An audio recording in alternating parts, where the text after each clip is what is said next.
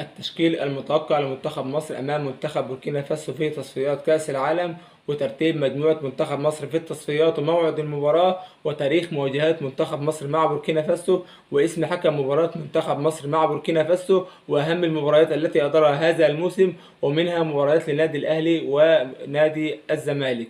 السلام عليكم ورحمة الله وبركاته. قبل ما ابدا معاكم الفيديو ما تنسونوش باللايك، اللايك فضلا وليس امرا، واللي مش مشترك في القناه يشترك بعد زر الجرس عشان خاطر يوصلك كل جديد من ملعب احمد الكوتش.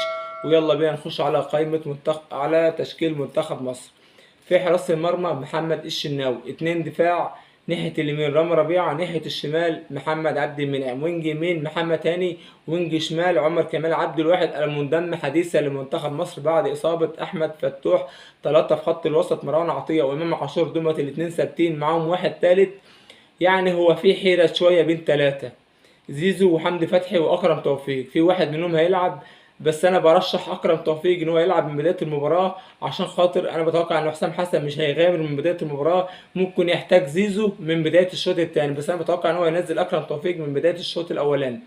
ثلاثة في الهجوم محمد صلاح ناحية اليمين، تريزيجيه ناحية الشمال، ورأس حربة مصطفى محمد. وده بالنسبة لتشكيل منتخب مصر أمام منتخب بوركينا فاسو. طبعا كل التوفيق لمنتخب مصر.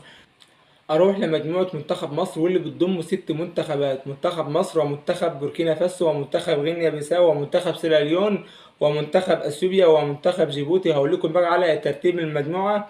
منتخب مصر في المركز الاول ب6 نقاط بعد فوز على سيراليون ومنتخب جيبوتي. بوركينا فاسو في المركز الثاني ب4 نقاط. غينيا بيساو في المركز الثالث ب4 نقاط. منتخب سيراليون في المركز الرابع بنقطة واحدة. اثيوبيا في المركز الخامس بنقطة واحدة. جيبوتي في المركز الأخير دون نقاط. نروح على موعد المباراة. المباراة يوم الخميس اللي هو النهاردة 6/6 الساعة 10 مساء على استاد القاهرة الدولي. نروح على تاريخ مواجهات منتخب مصر مع بوركينا فاسو، والواجهوا بعض من قبل في 7 مباريات. قدر منتخب مصر ان هو يفوز في 5 مباريات وتعادلوا في مباراتين.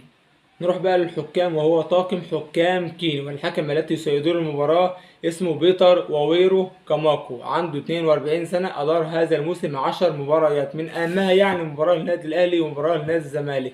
المباراة اللي أدارها للنادي الأهلي كانت في دوري أبطال أفريقيا، كانت مع نادي مازيمبي الكونغولي، والنادي الأهلي فاز فيها 3-0، وصل للنهائي وتوج النادي الأهلي بدوري أبطال أفريقيا. ده بالنسبة للنادي الأهلي. نروح لنادي الزمالك اللي حكم له برضك مباراة كانت في نهائي كأس الكونفدرالية، كانت مع نهضة بركان المغربي. كانت في مباراة الذهاب في المغرب اللي الزمالك خسر فيها 2-1، ولكن الزمالك في مباراة العودة كسب 1-0 وتوج بكأس الكونفدرالية.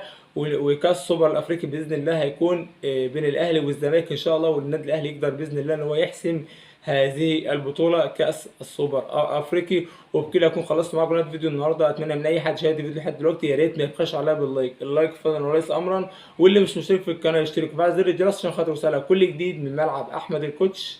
والسلام. ختام.